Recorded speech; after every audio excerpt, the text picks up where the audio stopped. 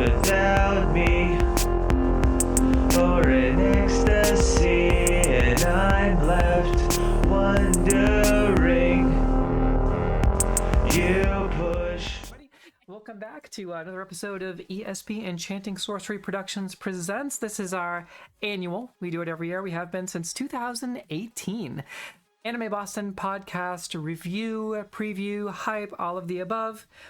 Beanie, unfortunately, is no longer here with us this year. Beanie is taking a step back from social media, but upon her return to the media world, we'll certainly team up and let y'all know when Baba Beanie and After Dark Coffee Club returns, and also keeping an eye on Jordy's return as well. But I am incredibly blessed to have Ange from AnimeZingRadio here with us today to take over the big shoes that Jordy and Baba Beanie left. But of course, having all the experience at AnimeZingRadio, Ange was the best and natural choice to step in for both of our previous co-hosts. So Ange, hello, how are you? Tell everybody out there who you are and a little bit about AnimeZingRadio.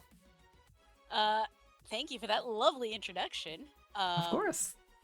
I'm Ange. For the past 2 years now, I have been co-host on a anime podcast, live show, if you will, called AnimeZingRadio, where myself, Doug Egler, and Darren Sterling, we talk about anime and anime-related things like conventions, cosplay, voice actors, the whole 9 yards.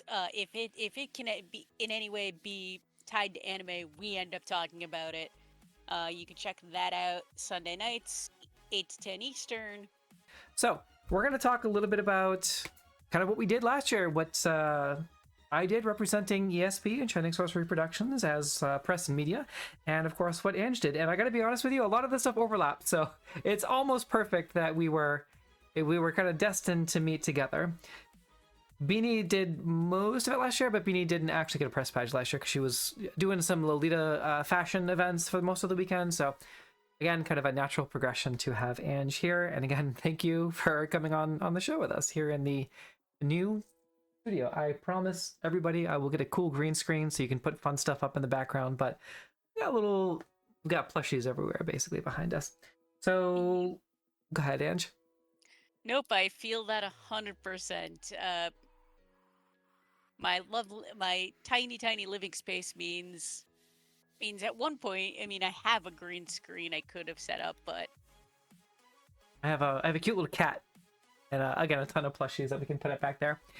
But I don't think either of us last year, we were talking about this before, I don't think either of us really got the chance to really go to many panels last year. We were so focused on getting our sort of meeting the guests. I can't think of any. I don't even think I went to a single panel. If I did, it was very quick, and it was the 18 plus panels, I believe, and the late night panels. That's a good segue to go over for our hype. We're going to be bouncing all around this year. Our hype for 2024, I specifically have open here the late night panels. There's Cosplay Shenanigans, the Hentai Extravaganza, a Burlesque show, which I think is new. Is that new? that is new. Okay, that's one of the things you were talking about or it is new stuff. Or it is has not been done in a very long time. Mm-hmm. But that is definitely it's really cool to see how things evolve and how everything becomes part of the convention scene eventually. Yeah, and performed by Scarlet Mafia. We'll have to look them up. Actually, we can do that right now. Let's see. Okay. Anime Boston wants to welcome Scarlet Mafia. Okay, so this is the troupe. Very cool. Very cool. You can check them out here. Oh, that's awesome. I'm excited now. I gotta definitely make sure. I don't know. It doesn't look like it's a ticketed event. There's no recording, but what I like about Anime Boston is that if you have media and you want to go to the 18 plus event, they'll probably be like, oh, yeah, and they'll let you in without the recording equipment, so you can report on it at the podcast like this. Yep. Yeah, and like everything else, some things they just don't want recordings, but talking about the hype after the fact. Yes. Nobody. people tend to care a lot less. Yes, and I'm bummed that you didn't go to the AMV contest last year, because that's something that I've been doing with my group of friends for a long time. I know that you said it wasn't your thing, and I was shocked to Yeah. hear it, but No, it it's was the one fun. time I did do an AMV thing was a Hmm. very long time ago, and I think just it might have just been that particular experience didn't hit right for me, Hmm. and I That's fair. just never went back to it. So game shows, no additional information right now for the next year. Okay, so we got the swap meet, speed friending, slumber party. It should be a sketchbook swap. I've never actually been to the formal ball or the semi-formal dance, but there is a 21 plus lounge this year. That is not new. Okay. That might be a Oh, that's returning after a King's. hiatus. That's King's across the Oh, street, the offsite one. okay. They did do that last year. Yep. There is also Um, a rave happening this year offsite, but it's the that is, unofficial Anime Boston rave. but it is not associated with Anime Boston. Yes, it is. It is a Um, ticketed event though, and it's very expensive. But it's for some way it's I, been marketed, to my understanding, as the unofficial Anime Boston rave over at the I new address.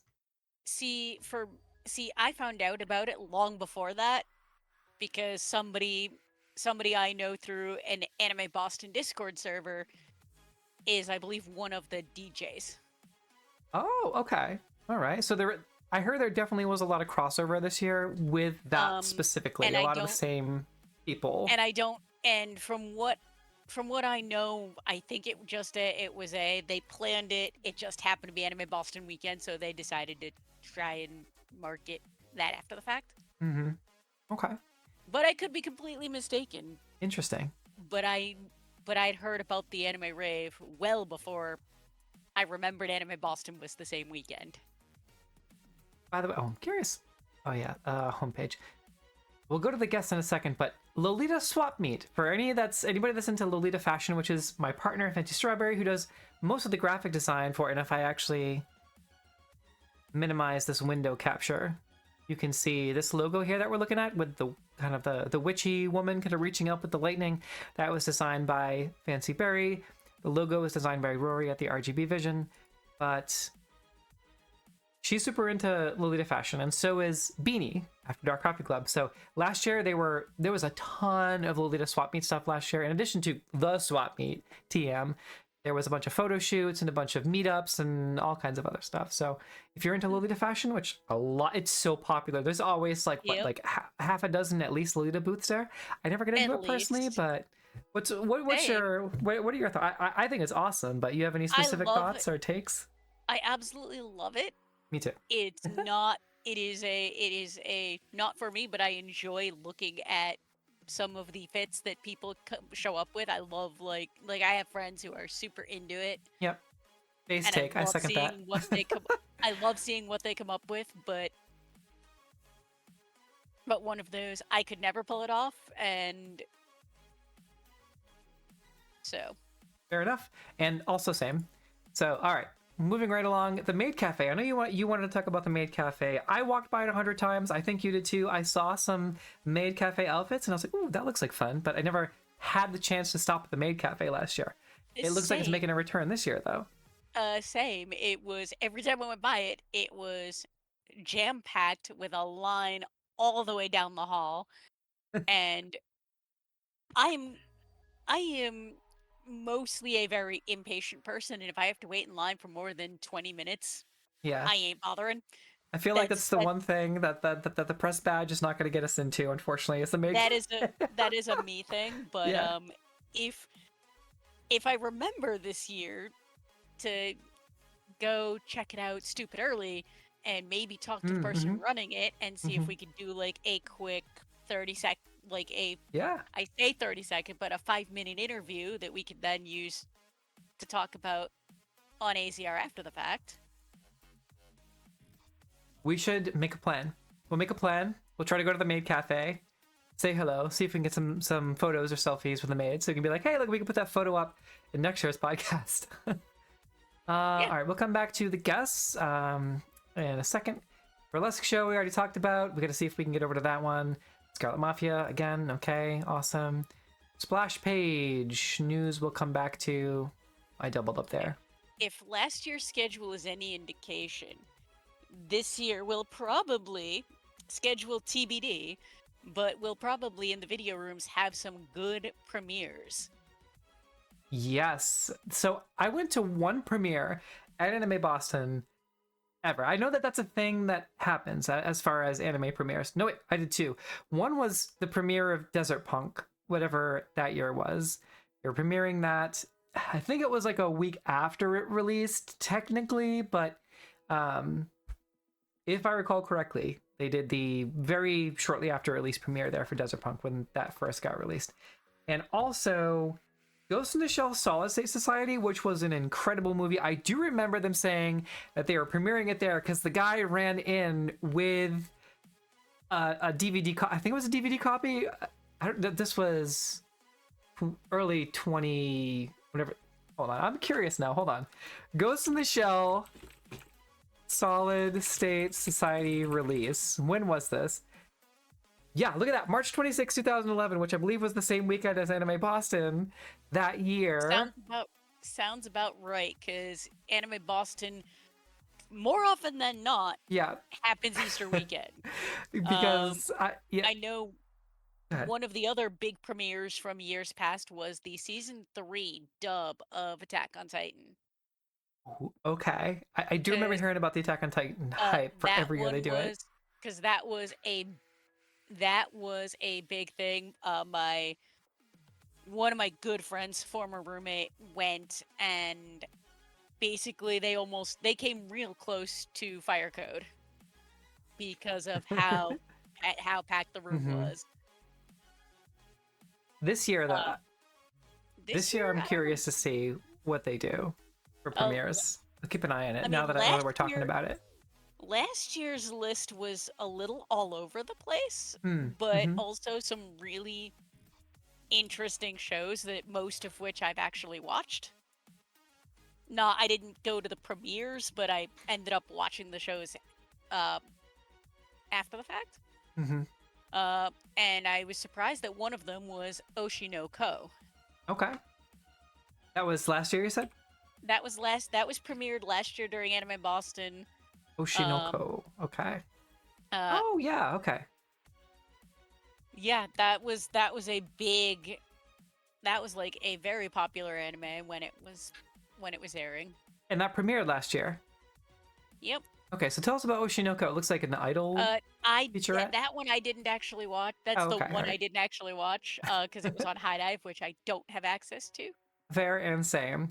Also, quick sidebar story here in Anime Boston 2011 for the premiere within, give or take a few days, of Ghost in the Shell standalone complex Solid State Society. I remember there was like a 15-minute delay, and one of the staffers came running in with the DVD in his hands, like raising it up, like everybody's like, yeah!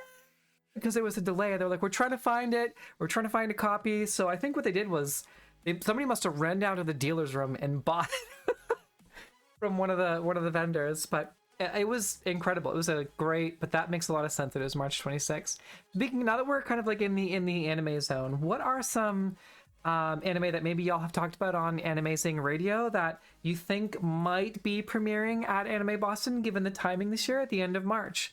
If there's anything you're hoping to see. Hoping for, and I don't know if I'm gonna pull up my list because with so much anime being available, I track everything. Oh, okay. Yes, and this is where you'll get to see Ange shine for the one that I'm actually really looking forward to that's supposed to debut spring. Is Bartender Kami no Glass. Ooh, okay. Yeah. The short synopsis: hidden in the back streets of the Ginza district is Eden Hall, a lone bar. Operated by the prodigy bartender, who is said to mix the most incredible cocktails anyone has ever tasted. However, you don't find the bar finds you. Okay, let's watch the trailer and we'll and I gotta turn the volume down so we don't get demonetized. Okay, and listen, I'm gonna say it right here. This is transformative. Okay, this is a podcast, YouTube. It is a transformative work. So let me turn this down. Okay. And I wish I had finer controls over the. There we go. Okay. So we're gonna keep it minimized. I'll share my screen for you, so you can see what. Okay, here you go. Okay.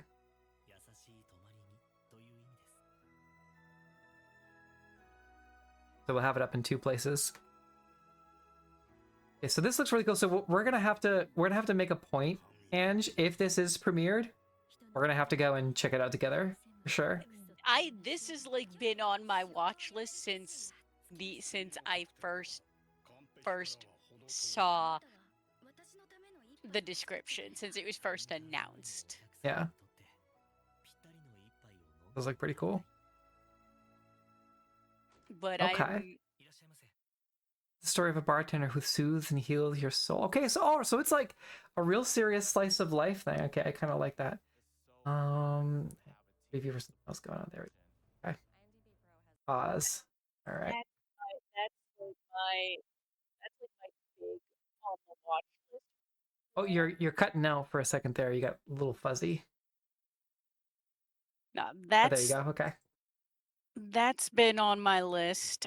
Let's jump ahead. I would not,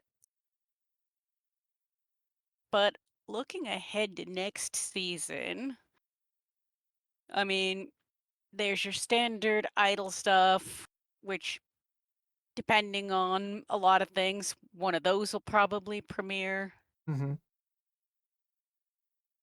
Well, let's definitely try to make a plan. We'll keep hawk eyes on the premiere list, on the video list, to see if we can at the very least meet up to do Bartender Kami no Glass. But if that, I'm hopeful, because that would be amazing. Totally. Let's set that as your one, and then I know you got your notes open, so if you have a couple of others that you want to come back to, we'll come back to at the end of the stream. But we'll keep an eye out for panels as well. I think that's everything. Let's go take a look at the guests. Okay, speaking of, and then we're going to segue into what we did last year. But for 2024, okay, and welcoming May Flanagan, Michelle Ruff, and Christina V. May Flanagan is an Emmy Award-winning actress. Stars on the ABC new show Not Dead Yet as Tina. Ice Age, Last Man Standing, Evan Almighty, The Mindy Project. All right, Michelle Ruff. Michelle Ruff is a prolific voice actress with 25 years of work experience. She's lent her voice to many iconic roles, most notably Rukia Kuchiki from Bleach, Fujiko Mine from Lupin the Third, Luna from Sailor Moon, Sinon from Sword Art Online, and Jill Valentine from Resident Evil Revelations. Awesome. Okay. And Christina V is a veteran voice actress from LA. Her roles include Ladybug from Miraculous Ladybug, Tales of Ladybug and Cat Noir, Ilua Zoldyck from Hunter x Hunter. I've never actually seen more than a few episodes of Hunter x Hunter. Rei Hino Sailor Mars from Sailor Moon. All right, yeah, let's go. Veroska Mayday from Hell of a... Oh, I keep hearing about Hell of a Boss, which is, I think, the spin-off from... It's like in the same world as Has Been Hotel. And Tulin from The Legend of Zelda Tears of the King. Nice. Playing Vesper Vasquez, the Black Ranger on Power Rangers Hyperforce. And her version of the song. Oh, okay. Oh, she's the Bad Apple. Okay, that's right. 75 million streams. That's right. Okay, I know exactly who she is now. Very cool. So that's who we got for guests this year. A lot of cool stuff. Oh, wow. There's a whole ER Big Day, Reno 911, Weeds, Lab Rats, Shameless, Bad Teacher. A lot of cool. Very cool. All right. After Days of Summer. There's Evan Almighty again, Station Agent. Very cool. Awesome. Oh, and she did play Naruto from 05 to 09. Very cool. That's who we have for guests for 2024. Now, let's rewind it a little bit and talk about guests from 2023. Those are the announced guests so far. Bartender Kami no Glass, we can pause that out or X that out for now. on the website, there's other guests listed, most of them being cosplayers Mm-hmm. and the musicians. You are correct. Yeah, Alejandro Saab, Hayden Davio, Zena Robinson. Here we go. Yep. More guests, more guests. Izaki with Kaya, Queen Bee, awesome. Because Gear props. Yeah. the Stardust the Magoo. music is not last year I didn't, but I believe it was the year before I did the concert, and so good. Awesome. Cutie Pie Sensei, Down in Creative Studios, and Cowbutt Crunchies. Everybody so far. Yep, Zena Robinson. Awesome. Yeah. So we'll have our work cut out for us this year, Ans, for sure. We got a lot of guests to meet. Oh yeah. Hayden Davio grew up in the world of performing arts, beginning their acting journey in musical theater, children's theater, and show choir. Heard with musical theater. Career in VO, played Marnie and Gossifleur in Pokemon Ultimate Journeys, Priestess and Goblin Slayer, Yayoi Uenoyama in Given, Rina Tenouchi, and Love Live, awesome. Yujigasaki High School Idol Club, Prado and Azure Striker Gunvolt Volume 3. One of my favorites. That's on my list. I'm very much more of like the, and I'm stuck in all of my old anime, just rewatching them. But we've been watching Delicious in Dungeon, which So is awesome. good. I am not caught up because that one's on Netflix and not Crunchyroll. We kind of forgot about it for a couple of weeks. Yep. It's very hype, and there's a lot of crossover there in our TTRPG circles, and I don't know, I think they had a couple of watch parties for it in the Plus One Experience Discord, which is a small indie publisher and sort of like hype train social media outlet for small indie publishers, which is awesome. Go check them out if you get a chance. But Plus One EXP is awesome, and they were talking a lot about Delicious in Dungeon, which got me into it. And I was like, oh, this is basically just D&D and anime, but with cooking food, and they're cooking the monsters. It's brilliant. It's an absolute masterpiece. Nope, it is. It's one that, because every season my husband and I go through the list of what's new. The list TM. And then we make a list, and then we pare it down. And every now and again, we have a season where we end up watching like 8 or 9 or 10 shows. And right now, after having dropped 2, we are at 9 that we are currently watching. There's a lot. There's a lot out there, and yep. I stay real busy with the TTRPG and the TTRPG side of things. So whenever there's a crossover, that's where I really get hype about things like Delicious in Dungeon and Record of so the next on my list is an old one, but Record of Lodos War, and there was another one with Record of Grand Crest War, which are famously based on D&D campaigns. Classic animes I have yet to actually watch, but on my list. There's a couple that actually have the D&D feel. Goblin Slayer is one of them. Okay. I cannot recommend that one enough. I absolutely love it.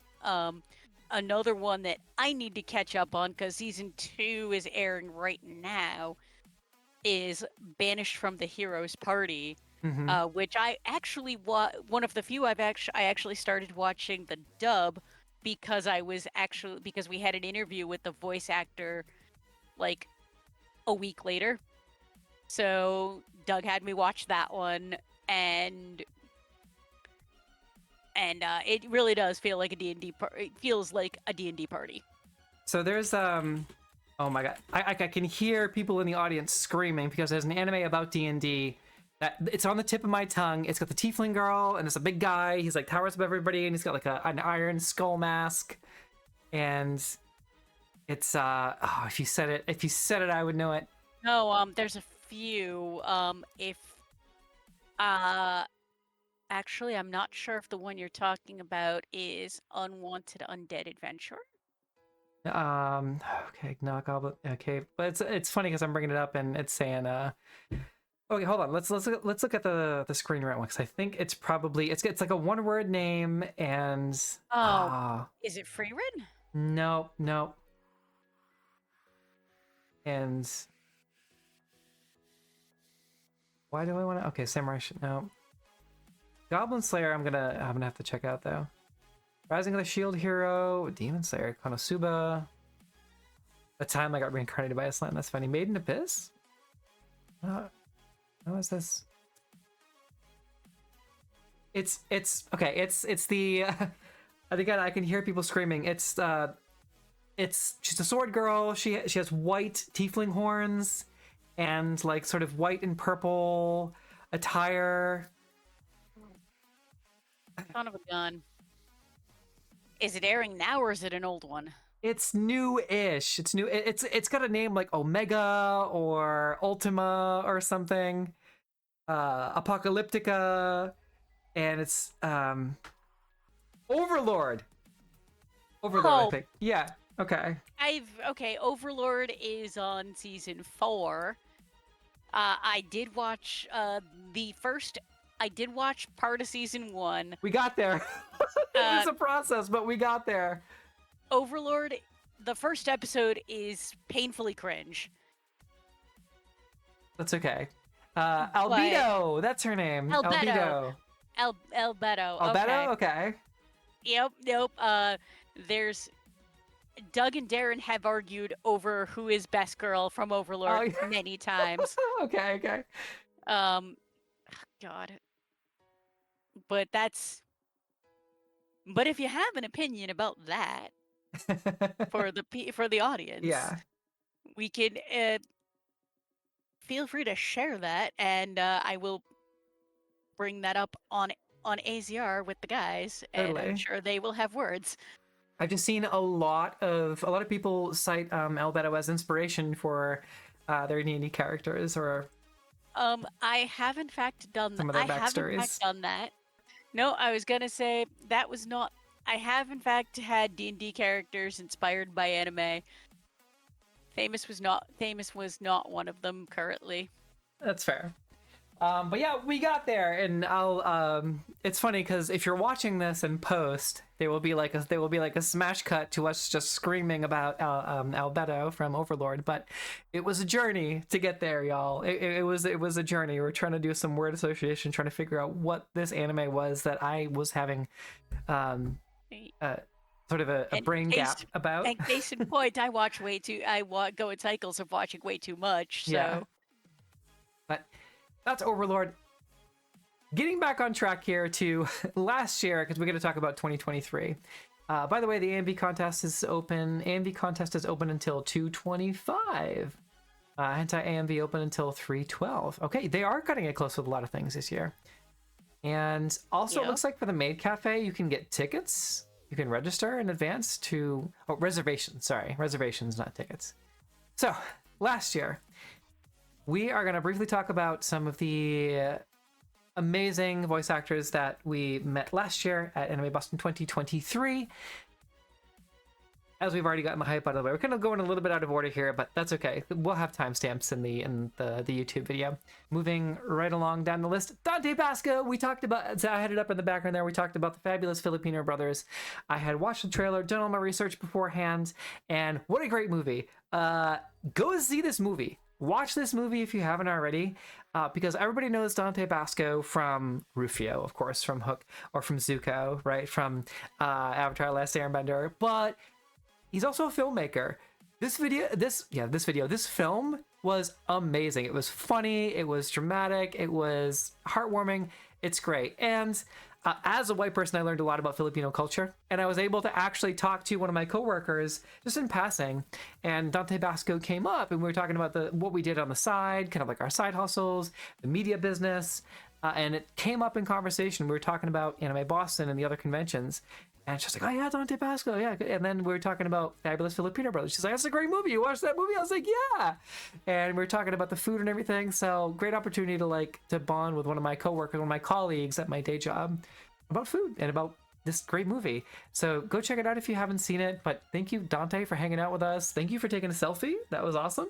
and for answering our questions. But what were your thoughts? Did you have any takeaways from the Dante Basco interview? My big thing was now one of the YouTube channels that I used to watch a lot more religiously than I do now. Free time, what's that? Is Rooster Teeth, and they put out a thing called Hardcore Tabletop, where they play Monopoly with real money. Okay. And Dante What, Basco was really? Dante Basco was a part of that. They had people from several YouTube channels that are all part of the family, if you will. They had people from Kinda Funny, from Funhouse, Okay. from Rooster Teeth, Achievement Hunter, Yeah. and Dante Basco was part of that. And it was just, so I got a chance to ask him, what was that experience like? And he actually talked at great length about new media, was his term for that kind of content creation. Okay. Okay. Which was really cool because he talked about how that was very different from Yeah. filmmaking, very different from voice acting, because he's basically being himself. Right. And and Monopoly in and of itself is something. Yeah. And when you throw in the fact that they were using real it's a money, rough game. Monopoly is a rough game. Talk about losing friends and family members, and you know, the single move of a piece. That is the game, the oldest family conflict game, Monopoly. Yep. That was a great interview, and I'll have to look up that hardcore tabletop episode. I got it up on Google, on the Googles right now, but we'll cut over to the actual interview that we did with Dante Basco. So once again, I'm going to swing my arms around in a grand gesture, and we're going to cut over to this video with the magic of editing. The director called me up, Jeannie Babbitt. It was her first film, who now she's gone on to do several things, including now she directs and is the executive producer of Murders in the Building, which is awesome. And so she hit me up and she was like, I want you to do this movie. And I was like, okay, well, she was like, you have to kiss a guy. And I'm like I'm an actor, like it's all that. I mean, I don't sweat that, but like, why wouldn't you hire? Like, why aren't you gonna hire like a gay guy? You know, this is a gay part. But she said, well, really, the essence of the characters is the boy next door. And she's like, Dante, you're the boy next door. And I was like, oh wow, like I have to. And I understand what she meant, because there is something about me that's very the boy next door, and she was able to look past like just my race and everything, and just be like, you are like, that's your energy, like that's who you are, and that's who Dolph is. And I was like, oh, so fascinating, because in the script it read like Kit Pardue would play it, because it originally was written as like 6-foot blonde, like quarterback of the football team, and then she's like, no, we want to get Dante, and Dante can be the wrestler. And I was like, so it was hilarious. So I was like, okay. And then me and Kip had to kiss, and we're both straight, and so we're like, how are we gonna do this? We ended up getting an actress on the set, and keep the names private, but we were like, you want to rehearse with us? And it was like, yeah. And then we, all very, up board. We're like, okay, we're rehearsing. Like, how are we gonna rehearse for doing the scene? And we're like, well, this is the 90s, 2000? I don't know, it was a long time ago. Yeah. And they were like, well, Kip will kiss you, and then I'll study. I'll watch. And we're like in our trailers, this is so hilarious. And then I'll kiss you, and then Kip will watch. And we'll just do that a few times. It would feel a lot like Spin the Bottle. But, because we wanted to like save the first kiss for like the camera, which I remember. And then it was our time to do our first kissing scene. And everybody was there. Like all the cast members that aren't in the scene. I'm just like, we want to see Dante and Kid kiss. And I always tell guys, look, you guys, if you have not kissed a guy, there's things which I had not kissed a guy, and there's things that you have to look out for. First of all, it's the stubble. Stubble is real, and it's really kind of sandpapery.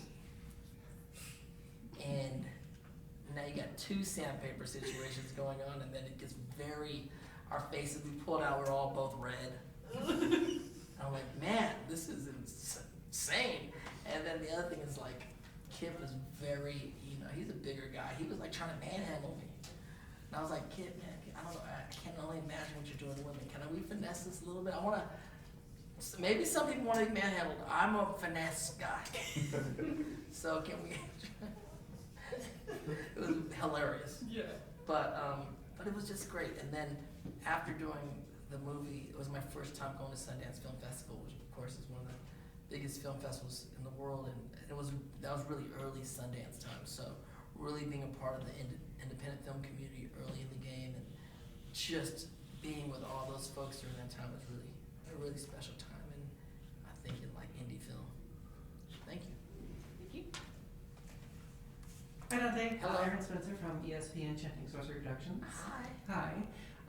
We talk a lot about slice of life anime, obviously at the Anime Con, but what was the most rewarding aspect to you about bringing a slice of life show like Filipino Brothers to a big medium like Hulu? It was so good. I mean, with the Fabulous Filipino Brothers, my directorial debut, and it does star me and my brothers, the four of us, and really exciting for me to bring that film out to the world. It premiered at South by Southwest Film Festival a year ago, and I've been in this industry a long time. Like I've been in 37 years now, which is I'm what you call a lifer. Like this is what we do. But me and all my brothers, we all grew up in the industry together. We've all studied together in conservatory for over 20 years, and they have wonderful careers in their own right. And I was like kind of the one who got the most famous or whatnot, or was fortunate to get the roles that really, impacted.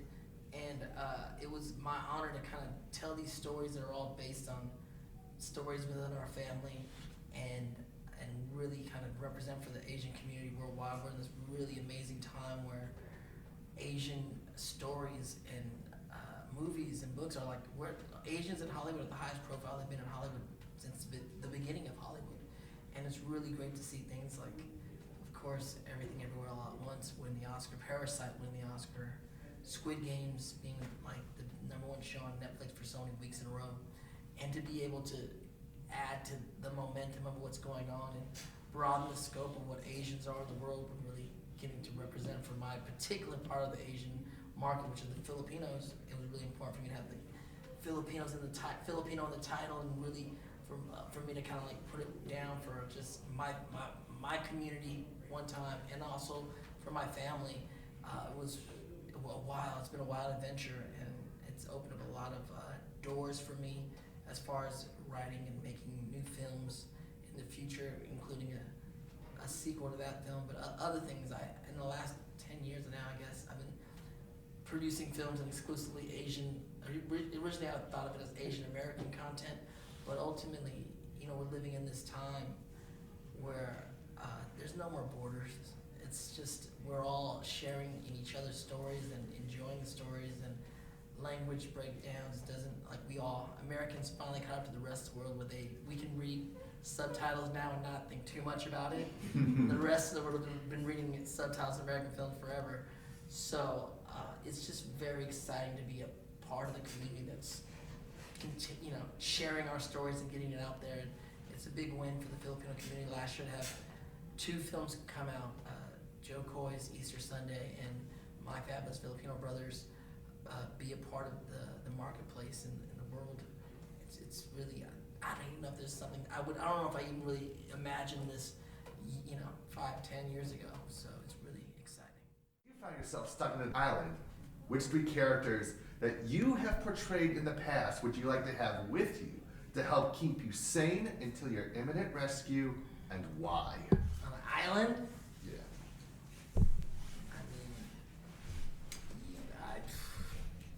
I mean, Jake Long would be pretty good because he's a dragon. And he can fly around and make sure we're safe, and we wouldn't have to worry about fire. I mean, Zuko too would be the fire. Like when you're on an island, I think you need fire, Yeah. right? So Jake and or Zuko would be good to have. We can cook stuff.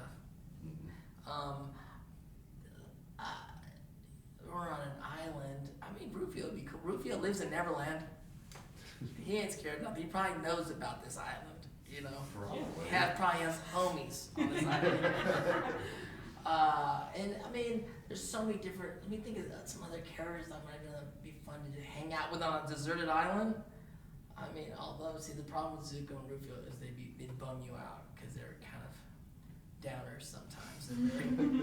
They're very lost in their own woes. Jake would be fun. You'd have a good time with Jake.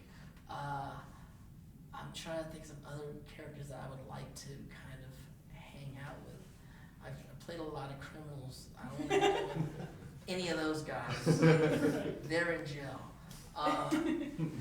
I mean, you know, a lot of my on-screen things. I mean, Dolph could be fun. Dolph was a pretty, like, nice guy, nice-hearted guy. It's a lot of times with actors, a lot of them are very close to me. So it's kind of just hanging out with different aspects of myself, you know. So I'll hang out with whoever. I can spend some time alone. Thank you. Thank you. And we have So- final questions coming up because it's 10-2, so final round of questions. I'm sure you have a lot of folks coming up to you and saying how iconic your role in Hook was as Rufio, and it's a sort of a starting point for a lot of folks. Do you see that? Do you look back on that role and on that film as passionately as some of the fans do that come up to you and talk to you, or do you see it more of like a springboard that opened the door for a wider career that enabled you to be able to do this for the rest of your life? Yeah, I think both. You know, I was 15 when I played the role, and it was a big deal. I started acting when I was 10, and I knew the importance of everybody I was working with. I mean, I was just the kind of actor that the school I grew up in, we were trained and we studied all the films. So working on that film, you know, walking with gods of our industry, from Steven Spielberg at, you know, probably the height of his powers, to Dustin Hoffman, who's, you know, he's on the Mount Rushmore of 70s character actors that changed Hollywood, along with Pacino, De Niro, Nicholson, you know. But not only them, I mean, of course, the late great Rob Williams, who ended up himself as his own. He's a unicorn in the industry, and I would show up on my days off to watch these guys work.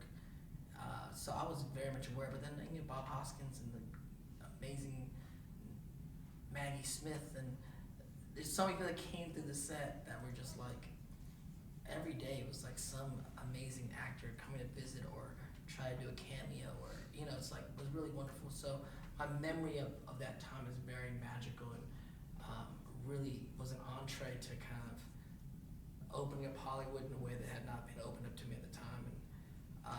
And it's great that people are passionate about it. It's really, I mean, the further away I get from the character as far as age-wise and years, the more I just kind of appreciate that, you know. I was,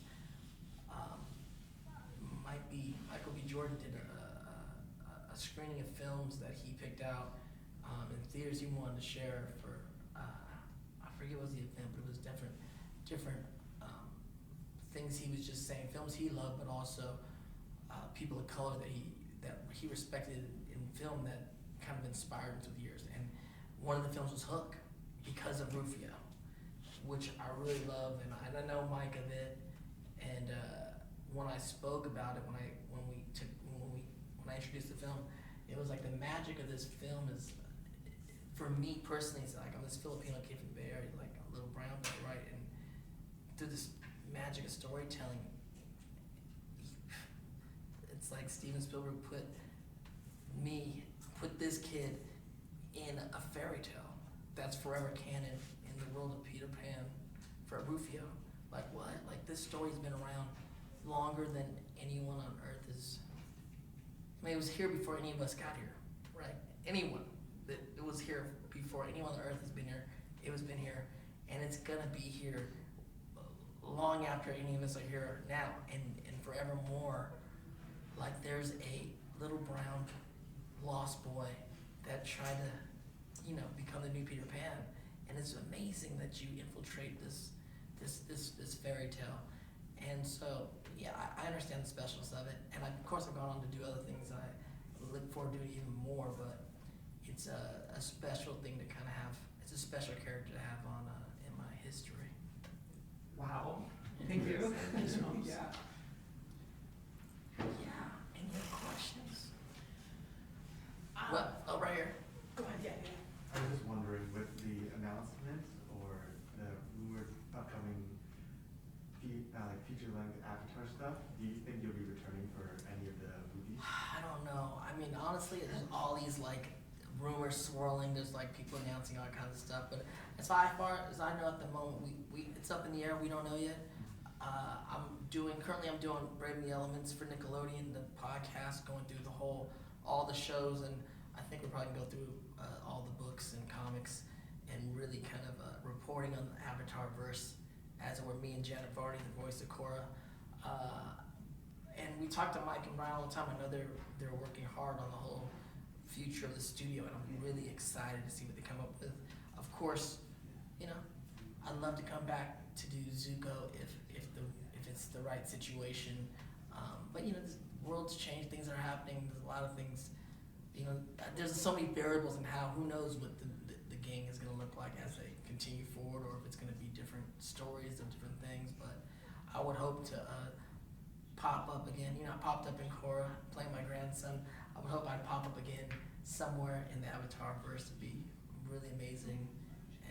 And there's other stuff. I mean, the live action stuff, which is a different thing, but I still root for it because we're team. I'm team Avatar for life. So everything that comes out, I root for. Thank you. This one's one I usually ask, unless there's anybody else. It's one I ask all actors. If you could erase every memory of having played a character and go through that process of discovering them for the first time, no memory of it, just playing them again and getting to have that process, which character would you choose? Oh no, it's so hard because as I'm going through the even like Avatar now, right? I'm going through this. There's so much I don't remember. It's like the thing about most of us is it's 37 years, and one of the keys of being an actor in the industry is a short memory, very short memory. You can't dwell too long on the things that you didn't get. You can't even dwell too long on the things that you did get because you're only hot. It's only hot before it comes out. Then once it comes out, we're always on the next thing. So, in all honesty, my memory of some of these things are they're so far gone, and but you get to have new memories later on. It's like as an actor, when actors act, the audience, they experience a character and they experience it when they watch it, and it impacts them the way it impacts them. It impacts the world the way it impacts them. That's the way it's supposed to be. But for the filmmakers, the impact for us is the doingness of the project. It's like the acting of the character, the telling the story.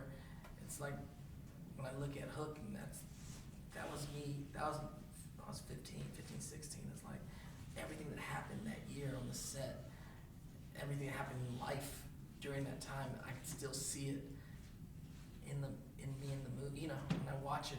Same thing with Avatar happened over these years. The people that watching me with me grow up, watching Jack Descent grow up. It's like these are the experiences is so much entangled with your life and all the things that's going on in your life, the good and the bad of it. So it's hard to go back. It's some of these things you've done, and I look back now and I marvel at it now, and I'm having a new experience of it now, and enjoying it in a different way now because now I can be the audience and not the storyteller. So, and I go, well, I don't know could I do that again? I don't know. I don't even know. It's like some of these things, you're just, I marvel at. They're perfect in their own thing, and there's new films and stuff to get ready for anyway. That hopefully something new will impact the world again, like some of these other ones. Okay. All right. Thank you. Magic of editing.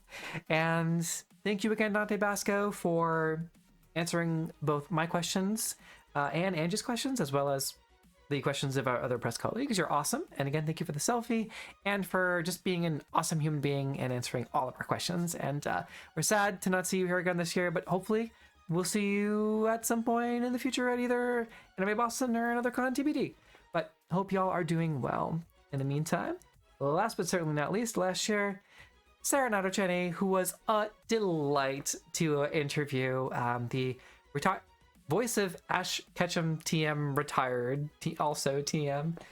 But I was very happy to talk to Sarah about her work as an editor on MSNBC, which got her some friends in the State Department. I think I always do a deep dive on all of our guests beforehand and try to find like the really obscure facts, and I feel like that's just good practice for interviewers. It's kind of like the hot ones model, as I call it. It's been around for a long time, but I do feel like a lot of mainstream journalism that you and I grew up with, especially for gaming culture, a lot of it is kind of like very surface level, very superficial. But I really like to go in and ask these questions, and you get to know the guests a lot more. And if you're listening to this and you're thinking about getting into media, or if you're in press and you're trying to improve your interviewing techniques, guests really appreciate being asked the questions that they don't get asked every time they do an interview. So do a deep dive, learn about someone, go in and figure out the little things they did. Also was in, I believe, Midsummer Night's Dream as well, which was cool. To kind of play off that, just for interviews, people don't want to be asked the same. Yeah. Reiterate, they don't want to be asked the same questions a million times. Mm-hmm. Find something that you like what do you like about them and ask them about that. They always, most voice actors that I've had the pleasure of talking with, if you say how much a thing that they were in meant to you, they love to hear that. They like to know that they had an impact on somebody's life. She's also on a ton of podcasts, and we actually talked about If I Go Missing, the Witches Did It. And there's an article that was written about that podcast in particular. Can't remember the source off the top of my head, but we can get it. If you want to know, ask us in the comments. We'll do a deep dive and we'll try to find it, post a link to the actual article. But we were reading a little bit about some thoughts on that particular podcast, and it's a lot of really cool stuff. As like a queer witchy community media organization ourselves, it was really cool to actually talk about that. And we got to more of the deeper stuff about witchcraft and paganism, and kind of how this show taught her a lot about sort of the metaphysical and about witchcraft in general. Yeah, the paranormal in general, which was cool. And she also seemed to really enjoy her time working on that podcast. So it sparked a whole nother discussion about, like you said, going back to Dante Basco, because everything's connected, right? New media, right? A new conversation about new media and podcasting. And regardless of what you're doing or what's paying the bills, there's definitely something special about that short form or long form conversation, to just have with somebody on camera from anywhere in the country to talk about very niche things, kind of like what we're doing right here. So there's always an audience for that, and people do really seem to appreciate that, regardless of who you are, where you come from. But your thoughts on the Sarah Natochenny and the interview, because I know you had your own questions before we splash cut to the actual recorded interview.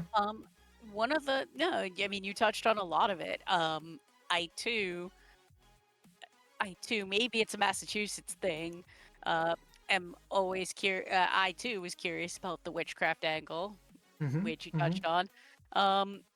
The one thing you didn't touch on, I actually really liked her description of Ash, how she did a set of conventions that she labeled Ash's Farewell Tour. Yes. And talked about that. It was and how bittersweet it was.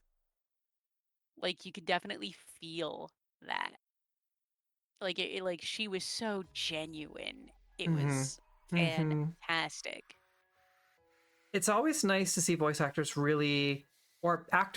voice actors, theater actors, Broadway, whomever, really connect to, like you said, to the community in a way on like a broader level, and seeing how, and yes, it's always nice if in a very intimate setting with press, when it's like 10, 15 people or less and a guest, but in the more broader sense, it is very almost every voice actor I've met, if not everyone, talked about how moved they have been by the general audience kind of approaching them at conventions, at meet and greets, and saying how special the character is to them. And it's, as a theater actor and dabbling in voice work myself and our work with the TTRPGs as the DM, I can tell, yeah, hearing, even if it's just one person, hearing that someone was affected by a character that you portrayed or brought to life, whether in a TTRPG show or in a theater production or in a voice that you've done, it's really, really special and really meaningful. And they do seem to really appreciate that. So tell them your thoughts if you see them at a meet and greet. Obviously, don't just run up to them if they're eating lunch, but if you're at that format, you know what I mean? Like, that's the time to express what you like. So that was cool. And I agree, that was cool that, you know, y'all touched on that. Anything else that stood out to you from Sarah's interview with y'all? That was like I said, you touched on a lot of the same stuff that I have in my notes. Yeah,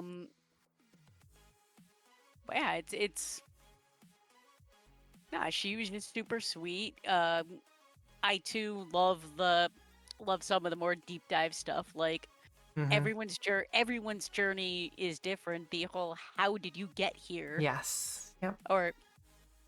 Or one of my favorite quotes. Do you ever wonder why we're here?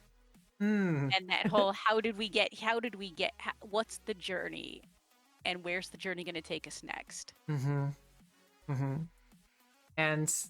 not to sound cliche, but it is about the journey, and you and I have been through a lot together with just our friendship and being both peers, colleagues, friends, all the above, all the different convention spaces and community spaces we share. It is a journey to get in this, the highs and lows, ups and downs, growing pains, all the above, but you're right, it is about the journey.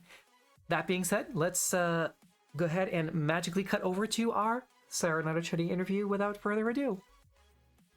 Of the live shows that you've done, Guys and Dolls being one, and Midsummer Night's Dream being another, how surreal was it to play the character at bottom in Midsummer Night's Dream, to have that comic relief and also all of the trippy dreams and everything, bringing that to life on stage in front of a live crowd? How long ago was this now? It must have been 20 years ago that I played bottom on stage as a wee child.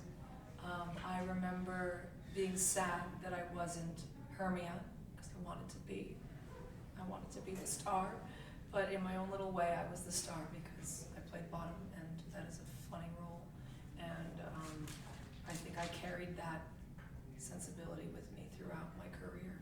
But then I started playing lead roles, but weird, you know, no, not mostly boys, that's not true.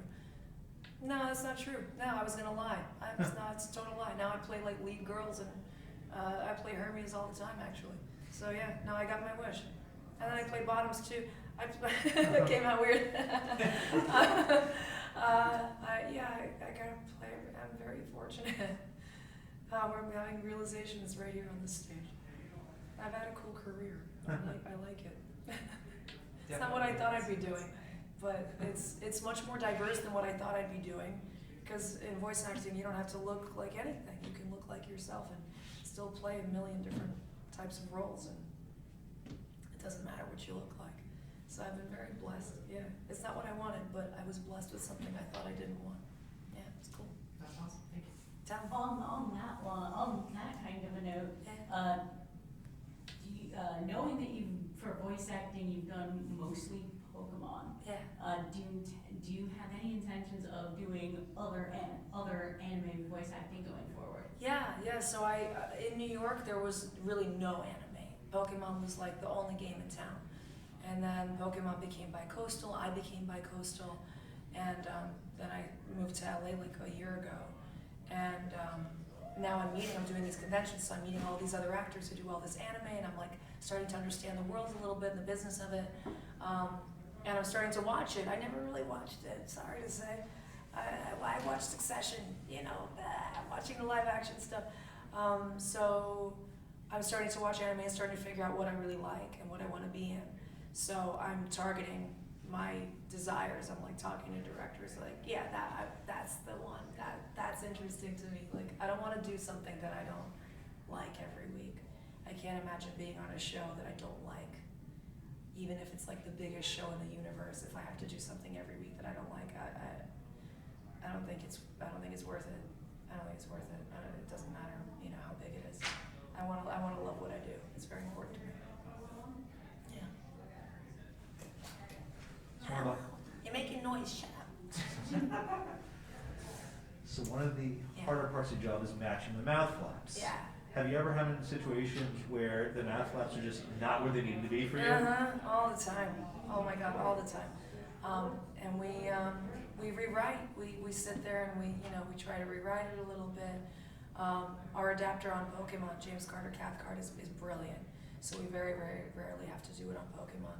But when we do, it's fun. It's collaborative. You know, I'm sitting there with Lisa, the director, you know, trying to finagle. It's like a puzzle. It's like a little puzzle. And you got to make it make sense and be funny and be interesting. You know, it has to be good. So we take a little time with that. It's fun. Yeah. But yeah, that's the hardest part of dubbing is matching the flap. The acting is not the hardest part for me, but everybody will have a different answer for that. Yeah.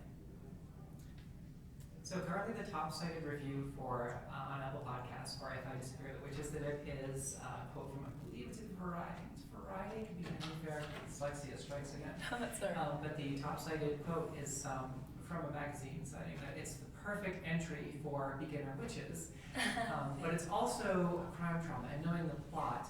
What are your thoughts on that? And are you a practitioner anyway yourself? Do you have friends that are practitioners? I was really into witchcraft for about a year and a half, around 7th and 8th grade, with this girl Essy. She got me into it, and there was a little shop in Forest Hills where I grew up, and we would frequent this shop and buy all the things and have little seances. And I was a witch when I was 11 years old. So full circle. Yeah. Very happy that I came to this project. I think it's my favorite role that I've ever played, actually. But yeah, thank you again, Sarah, for answering our questions. And we're sad that you're not here. Who knows? And again, I say that we're sad you're not here to all three of our voice actors that we're talking about, but who knows? They might show up last minute. That happens sometimes too, which would be awesome. Scheduling change, super last minute scheduling changes do in fact happen. I've seen it many times. Yep. More than a dozen over the course of my years going to conventions. Like, hey, introducing this new guest because so-and-so couldn't make it because life happens, of course. And life happens and flights get canceled. Yep. As far as news, I'm just going off the splash page before we wrap up. Creator Spotlight signups are open. Karaoke contest returns. The welcome post for the guests that we already reviewed for the newest guests. Charity formal ball and semi-formal dance. Yep, of course. That's been a long-running thing that they've been doing. Hit the stage K-pop dance contest. Okay, cool. But yeah, sign up for the newsfeed if you're curious. And 37 days, 2 hours, 30 minutes, and 55 seconds. I love that they have a counter. That's always cool. Any final thoughts or for a recap for Anime Boston 2023, Ange? Overall thoughts on how it was last year? Overall thoughts, it was overall a very positive experience. I will say I was surprised by the variety there was in the vendor hall. Typically you see a lot of similar content. Like you see all the booths with video games, you see all the booths with figures, you see multiple booths of manga. But this year it was a lot more spread out, and while yes, all of those things were there was definitely a bigger variety than I had seen in years past. And I do have to give a shout out to Artist Alley because the artists that were there showcased some amazing work. They did. There were a lot of amazing artists. There's always, and Anime Boston has one of the biggest artist alleys in any convention I've ever seen. So please go check out the Artist Alley. Support the artists. If you've got... I do know enough artists that then Anime Boston. It is not easy to get into. It is not cheap. So if you wander in there, find an artist you like, and support the artists. Especially if you, and always do a once over entirely, because if you see a marginalized creator or artist, you definitely want to try and give them your money first. That's definitely something you want to keep an eye out for. So you definitely want to, at least in line with our ESP mission statement, for sure. You'll see me doing that a lot. I'll walk around 2-3 times, and I've been making that a point to do so, because you definitely want to support the most marginalized creators among us. That's important. At the very least, keep an eye out, get a card, commission stuff later. There's a lot of options for you there, but we stand and we support our super awesome marginalized creators. We see you, and you always have a home here as well. And if you're an artist and you're hearing this and you see this, come, you can plug in our server. You don't have to join our server, but no, you can, and you can promote like anywhere. We let everybody, all of our artists promote in any of the 4 artist channels that we have, because we're big on that.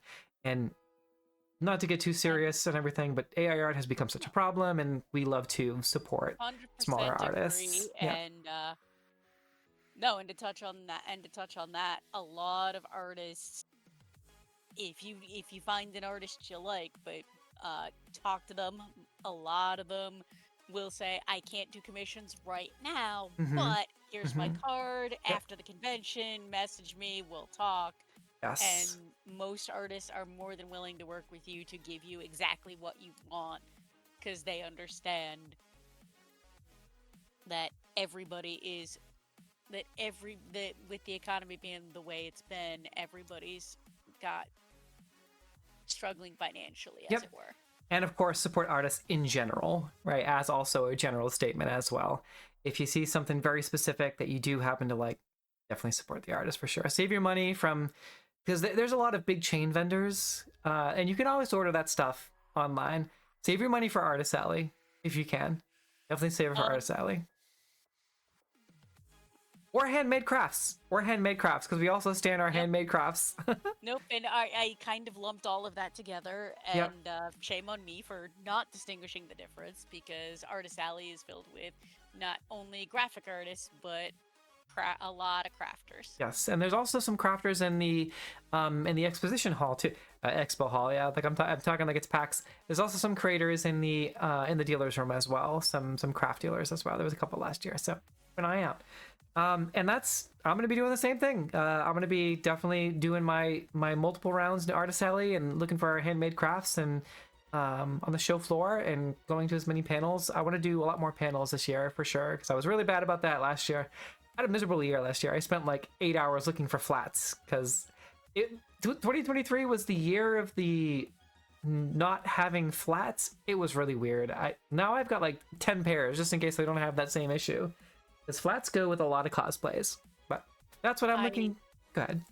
Nope, I did not actually cosplay last year. I got lazy and went instead with more just kawaii out of my closet. Yeah, well, there's definitely a discussion amongst like the press and media circles. It's like, do you cosplay? Is it professional to cosplay? I don't really care. I mean, I think if you want to cosplay. Yeah, it can be totally professional. But I know some people just don't, and they're like, oh no, I don't want to cosplay if I'm working. It's like that's the discussion. That's the discussion. You know what I mean? For me, it's more of a last year I got lazy. Oh yeah, that happens too. But if you want to cosplay when you're working, might as well. This is the venue to do it. No, it's specific. I wouldn't do specific cosplays because like cosplays with heavy gloves or it's hard to work the equipment. Pieces, yeah, right, for sure. But no, last year I just got lazy, and given that I have clothing that I bought while I was in Tokyo, I'm like, I'm just gonna wear that. I'm just gonna wear the stuff I bought in Japan. Well, there's also a lot of really cool vendors. I don't know if any of the. I'd be curious to see if there are any booths this year or vendors that have any imports from Japan. That would be cool to keep an eye out on that. They're definite. I'm actually going to give a friend of mine a shameless plug. Okay, all right. New Edge Gamers, run by friends of mine. They do actually import a lot of stuff, and they try to keep their price. They actually go out of their way to charge. To not overcharge, because for them this is a side hustle, not their day job. and they want to not overcharge the consumer because they understand importing everything is expensive. Yes. Yeah. And this Oh, cool. Anya Oh, actually Anya. came Anya from Spy Family. Yes, I love Anya. Actually came What a from cool their booth character. at a con. Mm-hmm. Was bought for me by one of our mutual friends, Nice. but no, there are booths that import stuff from Japan. I know there's some years there's booths that import the food, Pocky and other snacks. I love snacks. Snacks are cool. But yeah, anything else you want to plug? Because we're basically at the end of time, unfortunately. I do not know who else is going to be there off the Fair top enough. of my head. So I'll just, to a generic shout out to all of the cosplayers who I know we will see there. Yes. Your work is amazing. I love seeing what people come up with for cosplay. Same. Cosplay is a lot of effort and a lot of work, and I don't put nearly as much effort as some other people do. So I applaud anyone that has the drive and the dedication to work with EVA foam or any props or craft stuff from the ground up. Wow. Or custom made tailoring. Y'all are awesome. I just grab stuff from stores and throw it, from stores and throw it together closet cosplays, which is an art form unto itself, but the time and effort is certainly a lot less than some of the other cosplays that are like way like super high effort, super high involvement and investment, and like I have nothing but respect for all of y'all, so keep doing what you're doing. Y'all look amazing. But that's about all the time we have. So what do you want to see? If there's one thing that you want to see more than anything at Anime Boston 2024 that you can say to the staff and the convention, the powers that be in the convention, what would you want to see, or what are you most looking forward to? Wishes, stars and wishes here. Let's see, wish list. There's a couple of Japanese bands I would love to see Oh, come yeah? to the States. Gakto. Please, Gact. Gact would be cool. I'm old. You can tell I'm an old millennial because I'm asking for Gact. Band Maid, I missed their US tour. Asian Kung Fu Generation 2 would be cool. I don't know if they ever were there in the past, but that would be really cool to see them. A new Japanese band that I discovered because of an anime last year, Creepy Nuts. Okay, I love the names. Also, hashtag bring back Miyavi. I'm on that train. I'm gonna stay on that hype train. But no, I'd love to see more. I would love to see more Japanese musical artists. Would also love to see more and I don't know if we're gonna see it anytime soon.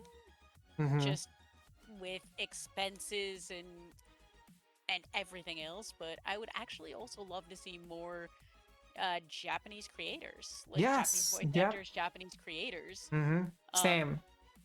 I second that. I did a press interview with a Japanese manga artist. Okay. Do you remember which one it was? Remember who it was? Let me pull up my tab. While you're doing that, I'm just gonna voice mine, and I'm gonna show my age here again for the second time in a row here. But Kaiju Big Battle, please. Bring back Kaiju Big Battle. That was awesome. I have a story about Kaiju Big Battle. Okay, but, take us away with your Kaiju Big Battle story. And also, did you get the name of the manga artist, by the way? Shiyu Yoshijima. Okay. But it was all done through a translator, and it was really cool because it was a very different. But it was if you thought. Oh, this was last year. Yeah. Awesome. But that was pretty cool. But Kaiju Big Battle, one year at PAX, I was in cosplay. I was running around, and someone was very, very lost, and I ended up helping them get to the main theater from where they were, because that's just kind of me in general. And then what I failed to realize was that they were part of Kaiju Big Battle. Oh, okay. And yeah. I'm like nerding out with this person, talking to them about cosplay. Get them to the theater they're supposed to be in as they're supposed to be on stage. Oh, that's awesome. Well, and you are like a magnet for really cool people, which I'm really happy I know you because it's sort of like, you know, I get to, you know, cool through proxy, I guess. And it's like the we mentioned in the Stormwatch chat. It was at a hot tub party specifically, but like, hi, my name is Ange, and I have a casual hot tub picture with Matthew Mercer. I do not remember how that there was a segue to that. It was a cosplay event. It was like a cosplay hot tub party or something. I forget where. And every years ago, that just comes up. That was 2015, and every so often that just comes up. And yep. But dumb luck. Yep. Well, hopefully we'll have some cool stories for you for 2024, and thank you for 2023. Thank you for the Anime Boston staff. Closing ceremonies were awesome. Y'all did a great job last year. The guests were amazing, and the guests this year are looking amazing too. So thank you for all that you do, Anime Boston staff. And the board, thank y'all for being amazing, and we're very much excited and hyped for 2024. And maybe we'll see Kojo Big Battle and Miyavi return at some point, and maybe Gact, who knows, DBD, or Lisa. So thank y'all so much, and yeah, we're gonna work on some cosplays and continue doing our thing in the meantime. But Andrew, where can everybody find you in between now and the next Stormwatch game, and April 1st, by the way, is Return of Stormwatch? Outside of Stormwatch, check out AnimeZingRadio on Facebook, YouTube, and Twitch. Okay. All right. Check it out. And yeah, thank you. And also thank you to the New England Anime Society for continuing to put this on.